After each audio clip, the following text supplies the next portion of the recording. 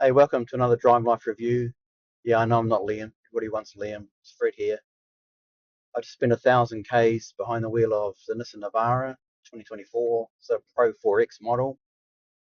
As you can see, I've been off the grid pretty much. So I picked up a car in Auckland, drove to the far north, drove 1,000 feet above 90 Mile Beach at Ahipara, and spent time up there a week. And now I'm driving back to Auckland. So with all that running around, clocked up 1,000 Ks, and that includes Auckland City, motorway obviously, real road, open road, up into the sticks, and some of that work up north has been in slush. It's rained for a week pretty much. I did not have a single day where it didn't rain. So sort of put the Navara to a bit of a test of how good it is off-road. And I'm not talking hardcore off-road here. We're not talking winches and strops and all the rest of it. I mean, most people with a bit of land in the middle of nowhere, they're not getting winches out to get there. It's a road that's usable but dodgy, and that's definitely my road. Usable but dodgy. And it's interesting because I've taken a Defender up there, Amarok, Ranger, Mercedes-Benz, other cars, all quite modern electronics around the four-wheel drive systems. The Navara, this thing was launched in 2014, is not a new ute by any stretch of the imagination. And that's a long time ago, third gen. It's an old ute, but I've got to say, I'm really surprised. I thought it would be old school and not that great, but I am really surprised because it is a lot better than I thought it would be. It's a 2.3 diesel, and I thought that engine would be quite antiquated and a bit agricultural, but again, open road, it's quiet, it's torquey, peppy, the transmission is great, it matches the gear to whatever you need, it stays low in the gear when you need it to use that low end torque for passing or whatever, or off-road. So I've been really impressed with the whole drivetrain. It's surprised me quite a bit. There's other great things about the Ute too, some not so great things. Again, it's an old Ute. The ride I thought would be choppy. The Ute's pretty much empty. I mean, I've got my stuff in the back, but I have got heaps, and it's really good. I mean, it's no Ranger, it's no Hilux, but even on metal roads up north with ruts, it was a lot better than I thought it was going to be. So that was a big surprise. Some not so great things. As I said, it's an old ute. There's no adaptive cruise control. I can't remember the last time I tested car or ute that didn't have adaptive cruise. But that, I mean, we're talking old school now. It's been a bit painful using cruise control and trying not to run into people and forgetting that it's not adaptive cruise. But I've got used to it, and sometimes I've just been driving the car and not using cruise. No big deal. There's no USB-C. There's a USB-A port here. Actually, am I lying? Might be lying. Hey, there is USB-C. USB-C and A in here. 12 volt in here, which I like. Another 12 volt up the front here for my dash cam. Great. So that's good. No QI wireless phone charging. Said no adaptive cruise. I got auto lights and auto wipers, so that's something. I guess one thing I've sort of discovered with testing the Navara Pro-4X is that it's not a luxury ute. It's not pretending to be luxury. It's just being functional, and that has actually been quite good. So if you want a luxury ute, and some of them now are pretty damn luxurious, they're like a car inside. This is not a luxury ute. People complain about my 2002 Corvette, how plastic it is inside. This center console, it's all hard plastics, man, everywhere. But it's a ute. It's a functional ute. It's supposed to be used. And if you've got these door panels or this console all muddy and dirty, bucket of water and a damp cloth, it's all you need. Wipe it down. You're good to go. So in that respect, really good that they've stuck to just a tried and true recipe of this is a work ute. It's still good for a family, but you can clean it out pretty easily.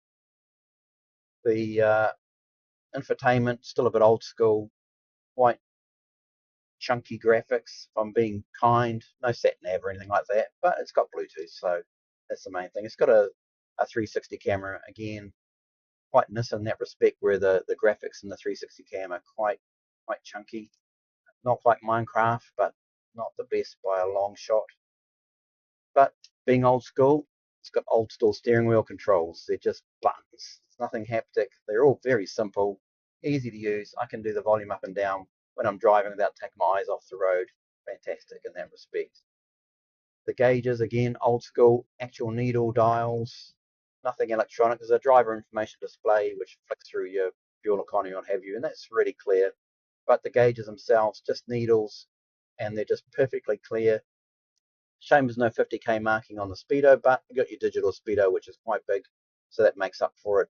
But again, functional, straightforward gauges, rev counter, speedo, engine temperature, and your fuel. That's it. Very simple. One thing I have found that's not so great, especially compared to the Defender that I had up at my house up in the far north, is the mats of carpet.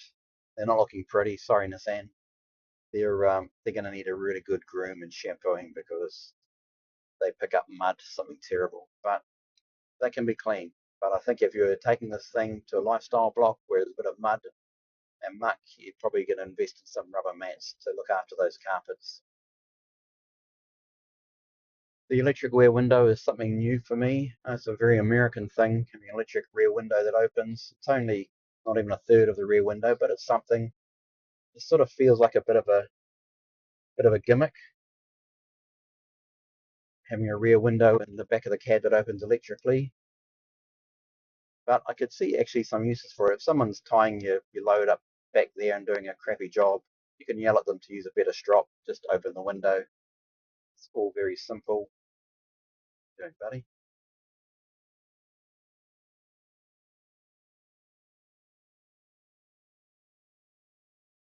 So just open the window. There's a button down here. It opens up. Yell at your person in the back, close the window. So gimmicky, yes, probably. Point of difference, definitely. But I actually see some uses for it. If you haven't got a roof rack, I could see some New Zealand guys loading 4x2s right through that window to the front of the dash. You could get a long bit of 4x2 all the way back to the back of the tray if you didn't have a roof rack on it, and it would be flat rather than sticking up. So I can see the attraction of that as well. So how's it been off-road?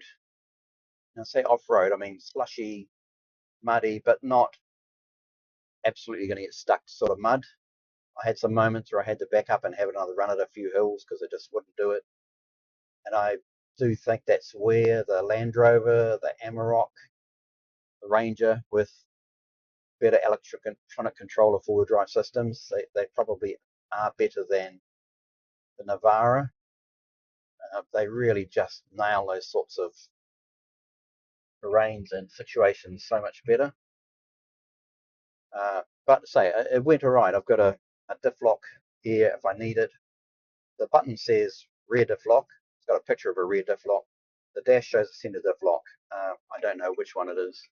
I had to use it a couple of times and it got me out of trouble, so I was happy that that worked. You got your normal 4 high, 4 low. It's not mechanical, it's by a switch. You can go into 4 high on the move, which is quite handy. I'm land up north just now and then. Felt a bit dodgy. But off-road, I was happy. It did really well. And saying that, I was aiming to get trailer loads of metal this time to fix up my road, but with all the rain, that just would have chewed the road up. So I didn't get any loads of metal. I just used it. I did get some firewood and loaded it up with that, and it coped fine with that. But I do wonder on some of those hills that I'm going up and down with a trailer load of metal, whether the Land Rover Defender particularly just absolutely cruised with a load of metal. I think it would have been a bit more work in this, and perhaps a bit more dodgy of am I going to make it or not. Don't know. Didn't get a chance to try it, but it would have been interesting to see how it went compared to other more modern four-wheel drive utes. Don't know. But overall, I'm really happy. It's been a lot better than I thought it would be. Happily buy one. It's a really good price. It used to be like 68 grand for the Pro-4X, and now I think, don't quote me, around the 55k mark. That's a reasonable amount of meat for your money for a double cab four-wheel drive diesel turbo ute. It's good. I mean, it's a lot of competition from the Chinese manufacturers now and Mitsubishi as well, if we're being honest. But I'm pretty happy with the Navara. Just get in and drive it, and that's what it's about. Use it, work it, it worked for me, and I'm going to be a little bit sad to hand it back. It's been a great 9 days with the Navara, 1,000 kilometers. Really enjoyed it. If you click on the link in the description, we'll put a link to the written review with photos, so you can read a bit more about my time with the Nissan Navara Pro-4X. See you next time.